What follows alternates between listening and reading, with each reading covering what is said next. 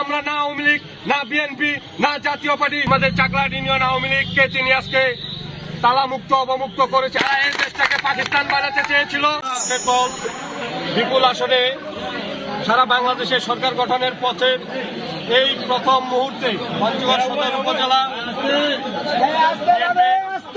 সভাপতি, চাকলাহাট ইউনিয়নের সাবেক চেয়ারম্যান, জননেতা জনাব আবু দাউদ প্রধান, তিনি প্রথমেই যে কাজটি করেছেন বাংলাদেশ আওয়ামী লীগের প্রতি তথা আওয়ামী লীগের তৃণমূল পর্যায়ের নেতাকর্মীদের প্রাণের যে সংগঠন আমাদের চাকলাহাট ইউনিয়ন আওয়ামী লীগকে তিনি আজকে তালামুক্ত অবমুক্ত করেছেন।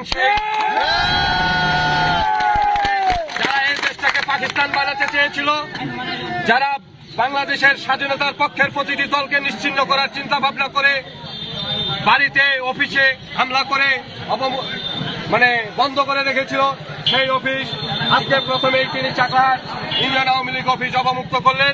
আমরা চাকলাহাট ইউনিয়ন আওয়ামী লীগ সহ সকল অঙ্গ সহযোগী সংগঠনের পক্ষ থেকে তিনার কাছে আমরা কৃতজ্ঞতা প্রকাশ করছি।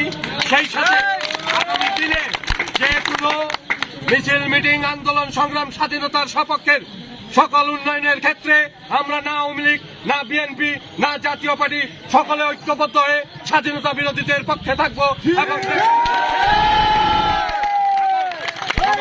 ঐক্যবদ্ধের ভিত্তিতে